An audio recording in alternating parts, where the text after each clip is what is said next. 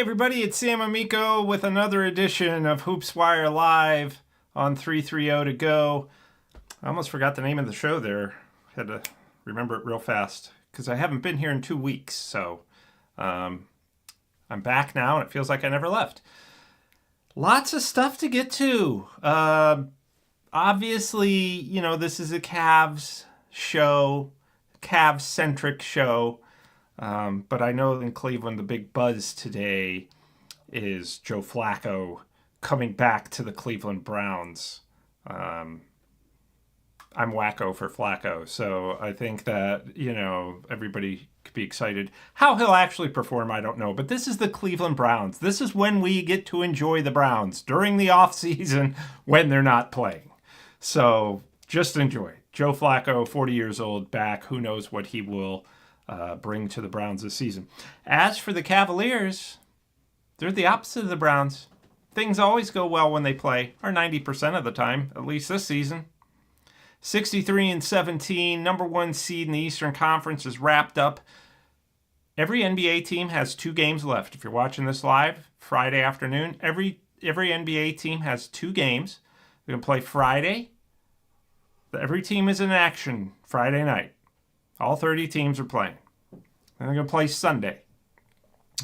So that'll wrap up the regular season. The Cavs, there's a few teams that are going to have to take part in the play-in tournament during the week, Tuesday, Wednesday, Thursday. The Cavs will get at least 6 days off from their regular season finale at home against the Indiana Pacers on Sunday. That's at 1 o'clock. Which I'm never a fan of because, then I got to get up early and rush around to the game. And actually I like it because by the time game's over at 3:30, my story's done at 4. Got the rest of the day. Got the rest of Sunday to enjoy as opposed to those Sunday night games. In case you guys were sitting around thinking, golly, I wonder what's going on with Sam Amico's itinerary and if he enjoys it. There it is. Sundays, I prefer the 1 o'clock starts. So the Cavs will have a full week from Sunday until the playoffs. The actual playoffs start the following Saturday for all 16 teams that make it. I strongly suspect the Cavs playoff game will be obviously Sunday. The regular season ends. Playoffs start the following Saturday, Sunday. I suspect the Cavs playoff game will be the following Sunday. The reason I say that is because generally number one seeds in the NBA playoffs since the play-in tournament started several years ago, number one seeds tend to open on Sunday. So the Cavs will play the number 8 seed. Now it'll be one of the 4, Orlando, Miami, Chicago, or Atlanta. Can be nobody else. So Cavs will open against one of those 4 teams. They generally will give the play-in teams the opportunity for a little bit of a longer rest. So some of these play-in teams are going to be winning Thursday night to secure the number 8 seed. So instead of making them play Saturday, which is a really quick turnaround, generally the NBA gives the play-in tournament winners 2 days off. That hasn't always happened, but I think it's happened every time but once. So that's why I suspect the Cavs will start the real thing a week from Sunday. If they start a week from Saturday, delete this video. We'll pretend it never aired because the last thing you want is to come to Hoops Wire Live and have Amico be wrong since Amico's the only guy on the show. That said, the Cavs do have 2 games left. If you watch Thursday night against the Indiana Pacers, you got a taste of what we're going to see in these final 2 games. Hopefully the final 2 games, Kenny Atkinson isn't ejected as he was against the Pacers on Thursday night in Indiana, which I thought was great. I thought that was funny. The Cavs have no reason. It's a meaningless game to them. They had no reason to win. They're not even playing 4 of their starters. This is a This is a preseason game, basically. And Kenny Atkinson gets thrown out in the third quarter. And I'll tell you what, the officiating was terrible. It was terrible. Anyone ever hand you a bag of chips and you get the bag of chips and at the bottom, all that's left is the chips that's at the bottom. And you're like, what's this? That was the officiating crew that the Cavaliers got on Thursday night against the Pacers. So I'm not surprised that Kenny Atkinson was tossed. The Cavs were up by 10 points in that game. And then Indiana, with the assistance of some favorable calls, came back and tied that up, eventually took the lead. But, Ty Jerome and Sam Merrill and DeAndre Hunter all started in place of Donovan Mitchell, Darius Garland, Evan Mobley, and Max Strus, who was also out for that game. Jared Allen, of course, wanting to play in all 82 games, got the start, played 16 minutes. I think he had 10 or 11 rebounds in those 16 minutes. So the Cavs are going to honor that. They're going to let Jarrett play in all 82 games. So that means we will see Jared Allen Friday against the Knicks and Sunday against the Pacers, probably very briefly, just so he can get those 82 games under his belt and say, you know what, look, in an era when a lot of people aren't playing every game of the season, Jared Allen deserves tons of credit. So, yeah, I think that's a nice thing. Kenny Atkinson didn't want to let Jarrett do this, by the way. He was like trying to talk him out of it. I think he was saying, 80 or 79 games still looks pretty cool, but Kenny said, I'm willing to concede. If a guy wants an accomplishment, I'm not going to hold him back from that. So we'll see Jared Allen in both of these final two games. We're not going to see much of anybody else that's a regular. I don't believe Ty Jerome is going to play in the final two games. You're going to have to play some people. I don't know about DeAndre Hunter. I think we're going to see Okoro, Dean Wade, Sam Merrill, Tristan Thompson. We saw a lot of Tristan Thompson. Tristan Thompson, of course, typical Tristan Thompson game, had 12 rebounds in 20 minutes against the Pacers, went in there and was annoying them. Guy hasn't played in like 3 weeks and just goes in and picks up right where he left off. I was mostly pleased to see that Tristan Thompson made a free throw. Now, when you say, well, he should, he's an NBA player, the bottom line is he's shooting 23% from the line on the season. Now, he doesn't take a lot of free throws because he doesn't play a lot, but you go to the line and shoot 10 free throws today, right now, go out in the driveway or go somewhere warmer since this is Northeast Ohio, shoot 10 free throws. If you make more than 2, you're a better free throw shooter than Tristan Thompson. So, but you know what? Against Indiana, he made 1. He made 1 out of 2, so he's back up there. He's probably got that average up to 30% because he was 50% in that game. So that's what we're going to see a lot of. We're going to see a lot of, if you watch the Cavs in the preseason, in which they went 0-4, and I had people texting me and getting into my notifications and saying, should the Cavs be worried that they went 0-4 in the preseason? Which followed all the off-season talk of, why didn't we trade Jared Allen or Darius Garland? That I never heard again after the Cavs 15-0 start. I don't think I heard it again after their 10-0 start. So, 330 to Go Studios, by the way, now serving bowls of coffee. And you know what? Maybe my last show, they were probably like, wow, he was really boring, so we got to up our game. But I'm always grateful for it. Anyway, so that's what we can expect to see from the Cavs. These final two games, more like preseason games. You know what's so cool, though, is, first of all, we're going to, if you're a Cleveland Cavaliers fan, you're going to be very tuned into this play-in tournament, right? I suspect, people have asked me out of Orlando, Miami, Chicago, Atlanta, which team would you think would be the best matchup for the Cavs? And I think the answer to that would be Chicago. I don't think that'll be the Cavs' opponent, but let's just say it's a possibility. If the Bulls are able to win a game in the play-in tournament, they could end up with the number 8 seed. And that's very possible. But the Cavs have, in their games against the Bulls, they've been kind of a struggle a little bit, and then the Cavs go on and blow them out. So I think that's probably the most favorable matchup, though I will say the Bulls have played a lot better since they traded Zach LaVine at the trade deadline. And nothing against Zach LaVine. He's been dynamite with the Sacramento Kings. But sometimes it's just, a fit. And the Bulls have just played much better since that trade. They've been a much bigger threat. So potentially a number 8 seed. But I would still rather see Chicago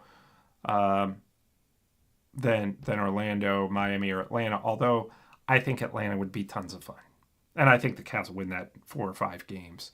But Atlanta would be fun because we get to see George Niang and Karis LeVert go against, the Cavs after helping them get to that amazing start, record-breaking start this season. So I think that would personally be fun.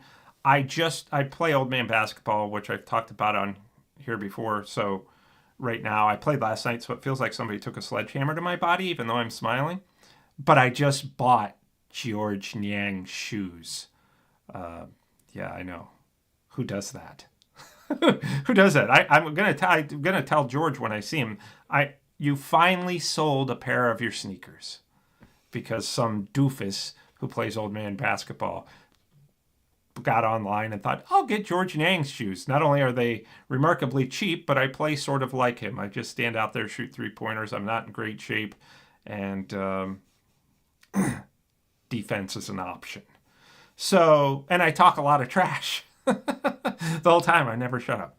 So, yeah, that's what I think would be probably the best option for the Cavs.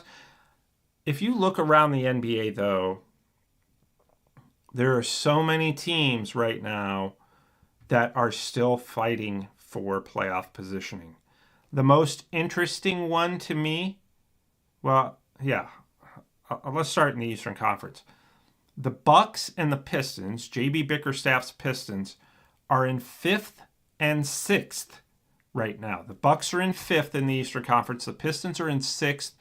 They have a very tight racer. Either one can finish either way. And you know what? They play each other twice. There's 2 games left. The Bucks and the Pistons play in both of them. They play each other. Isn't that something? So their playoffs have already started. Now, the difference is if you finish 5th, you're going to get the Indiana Pacers in the first round. If you finish 6th, you're going to get the New York Knicks. So the Bucks or the Pistons. Right now, the Pistons was open against the Knicks. And we've seen how J.B. Bickerstaff did against the Knicks in the playoffs a couple years ago in Cleveland. And listen, this isn't a shot, anything but praise, really, for J.B. Bickerstaff, who the Pistons, 28-game losing streak last year. This year, they're guaranteed a top 6 spot. They avoided the play-in tournament. What a turnaround. Just masterful what they've done. So, just them being in 6th, look, the Pistons are going to be just happy to be there this year. But if they play the Pacers in the first round, if the Pistons manage to move up to 5th and play the Pacers in the first round, keep in mind, if the Cavs get out of the first round, which we're assuming they're going to do, because they're going to play the bottom seed, the worst seed in the first round. So if the Cavs get out of the first round and the Pistons play the Pacers and upset the Pacers, I wouldn't even consider that a huge upset, but an upset because the Pacers would have home court advantage. But could you imagine that? Cavs versus JB Bickerstaff in the second round? Oh, the Hoops Wire page views would be through the roof. So let's see what we can do to make it happen.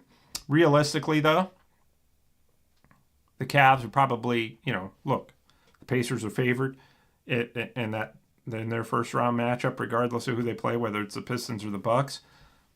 Could you imagine that? The Pacers went to the Eastern Conference Finals last year. So the Cavs would either match up in the second round, assuming they get out of the first and beat the Atlantas or Orlandos or Miamis or Chicagos of the world and get out of the first round. Their second round would come against most likely the Pacers, who would be favored, but also have an opportunity to play either the Bucks or the Pistons, depending on what happens this weekend. So there's a lot to keep an eye on there. In the Western Conference, it's even more insane. I believe Denver Nuggets are in 5th place, or is it 4th, in the West. Okay? But they have the same record as the Clippers, who are in 5th. And then the Warriors, Grizzlies, and Timberwolves are a game behind them. So we're all separated here by a game with 2 games to go. The Western Conference is insane when it comes to the team that's in 4th could end up in the play-in tournament by Sunday, which is just, this is unheard of. So, and the Lakers are in 3rd. They're not going to end up in the play-in tournament, but they could end up in 6th. Just depending on what happens this weekend. There's a lot that could happen within the next 48 hours, which is what the NBA wants. It wants this kind of parity. And frankly, I think the fans do too. I know I love it. It's nice to have a team, your hometown team, the team you root for, in the Cavaliers, not have to worry about these games and rest your starters.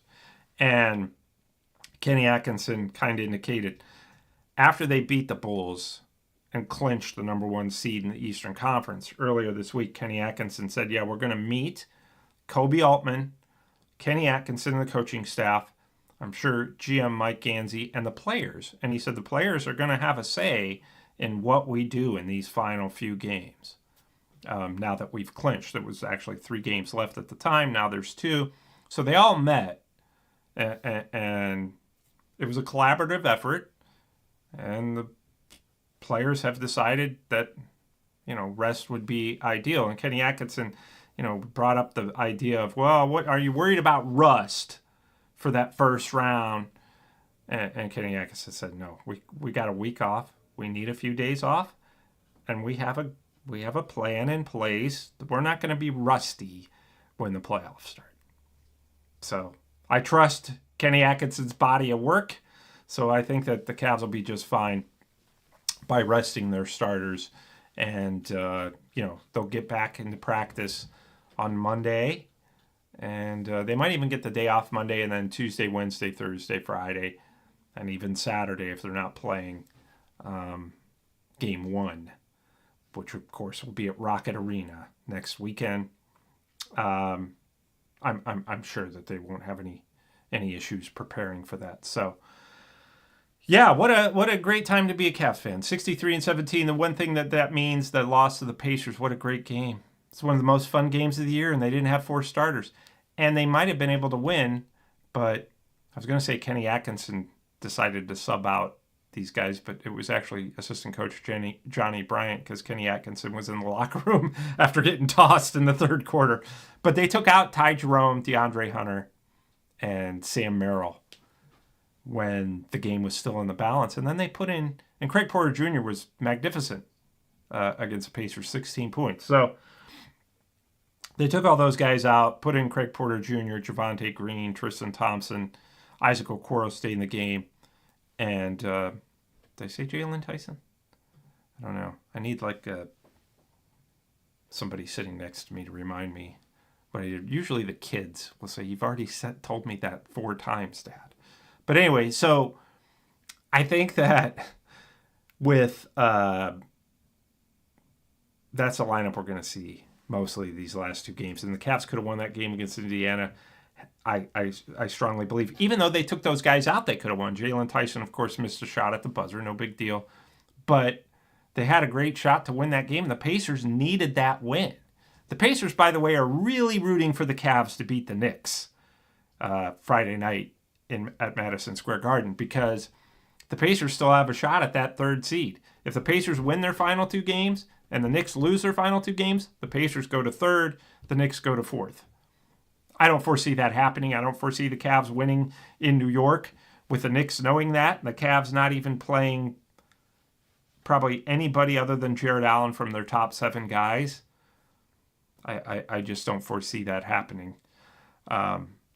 So all it will take is a Knicks win for them to be able to secure the 3rd seed. So moving forward, what to expect in the playoffs? We're going to cover that next Friday, but because we'll know who the opponent is by then. I would say just keep an eye out for the play-in tournament. I'm not too worried about the play-in teams in the first round.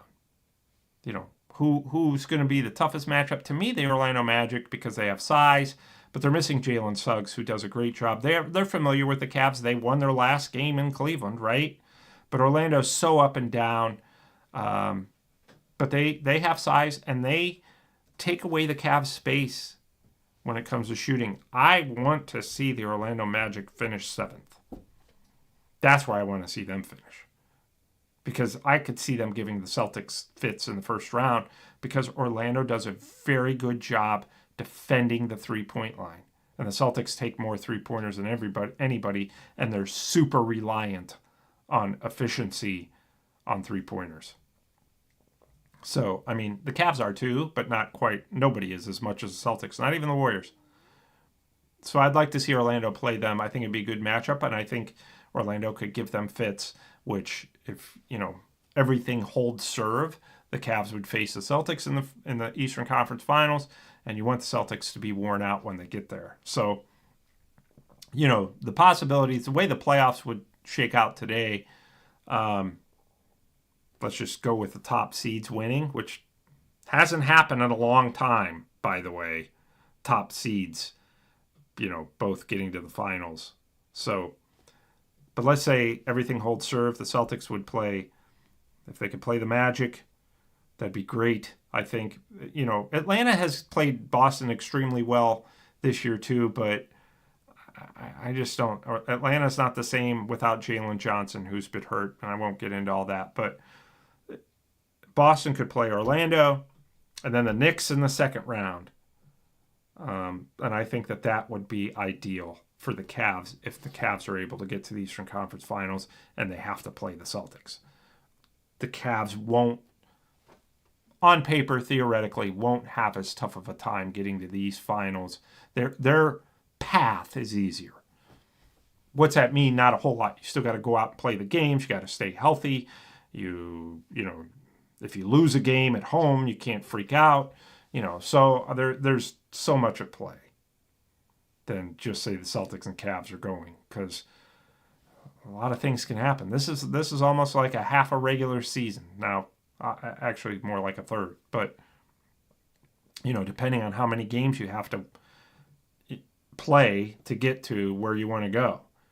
If you sweep every series, then it's a lot easier, right? As opposed to playing every series 7 games, because you're playing so many more games, you're logging so many more minutes. And even a guy who's terrible at math, such as myself, knows this. So it's a lot to look forward to for the Cavs. The next 2 games, not so much. Frankly, Sunday, the whole reason I'm going is because it's fan appreciation, which, of course, I am a fan, but I'm not officially a fan. But it's also media appreciation. So I always love Media Appreciation Day. Who knows what gifts we'll get. Back in the day, probably like 7-8 years ago, for like 3 or 4 years running, we got massages. The Cavs brought masseuses in, parked them outside of the media room, and we got massages. Then COVID came, and they haven't brought them back. So, I don't know. I don't care. I have a bowl of coffee. What do I care? Nothing's bothering me right now. Okay, with that in mind, some of you may have noticed my Austin Carr shirt. I actually got this online probably right after Christmas, because I didn't get it for Christmas. So, you'll see here Austin's signature, which is actually kind of funny, because I brought it in my media bag with my laptop. Obviously, I've known Austin for some time, would consider him a friend, which is really cool. You know, if you think about a Mr. Cavalier jersey in the rafters, everybody knows him from television. But anyway, so I saw Austin. I was like, look what I got myself. I finally showed him. And he goes, oh, here. And took it. He's like, you want me to sign it, right? I was like, I had no intention of asking that, but sure. So here we go. Austin Carr signed jersey without me even having to ask for it. How cool is that? Yeah. So there wasn't a lot of drama involved there. Like, I'm nervous to ask Austin to sign the shirt or any of that. He just, and you know what? Anybody who's listened to Austin Carr on the air knows that's what he would do. Here, give me the shirt. I'm going to sign it. Whether you want me to or not. It's like, I don't know if I'm going to wear it now that you've signed it, but guess what? I did. So anyway, the Cavs are, the only bad news is, you know, which I don't really think is bad news is the fact that they're not going to tie the franchise record for wins, which was 66-16. I frankly would be surprised if they won another game, although that game against the Pacers on Sunday, if the Pacers are locked into a playoff spot, they're not going to play anybody either. They're not going to play any regulars either on Sunday. So if you want to watch some preseason basketball, this is your weekend in Cleveland. So, all right, now that I'm choking on regular air, I guess, I've said everything I need to say anyway. So keep following the Cavs. It'll be fun. Go Browns. Will be wacko for Flacco. Who knows if he's going to be able to do what he did before in Cleveland. I frankly hope they draft a quarterback, the Browns. I know people are saying they're not high on Sanders, Deion's kid from Colorado, and not high on Cam Ward from Miami. But I still think you need to find a young quarterback to develop and play behind Flacco and ahead of Kenny Pickett. So there's my Browns take. Lots of cool stuff, with the Guardians. And it's a great time to be a Cleveland pro basketball fan. So I would strongly encourage you to celebrate this historic season. Even though there's not a huge name or a huge superstar, it's been a historic run. So it's been probably the most fun. In fact, the most fun I've ever had covering a team. It's been that enjoyable because everybody's a great guy. They all get along. They all have fun. They're all regular guys. And it's the first time I've seen a team where everybody on the team, if you approach them as a fan, they will give you their time. Which says a lot, because think about how often these guys go out in the city and community and are approached by fans. A lot of times the Cavs will have to tell them, like the PR staff, okay, guys, that's enough. Let's wrap it up. So that's the kind of guys you're rooting for, and this is a team you can get behind. And I really think they can go places. You know, got to get some good bounces, but we'll discuss my playoff projections and all that next week once we know who their first round opponent is. But I do think that they can go places. And by that, could they win a championship? Sure. If they're playing like they played during that 16-game winning streak, guess how many games it takes to win a championship? 16. Now, granted, they didn't play the Boston Celtics 4 times in that stretch, but, you know, that's what you got to look at, and I'm sure that's what they're looking at. We've done a 15-game winning streak. We've done a 12-game winning streak. We've done a 16-game winning streak. We can finish with a winning record in the playoffs. If we do that, guess who's the champs and guess who's leading the parade? Not Sam Amico, but he'll be there acting like a crazy man. All right, well, with that in mind, thanks so much for joining, and we'll have a whole big playoff preview for you next week right here on Hoops Wire Live on 330 to go, and we will talk to you then. Thanks for joining.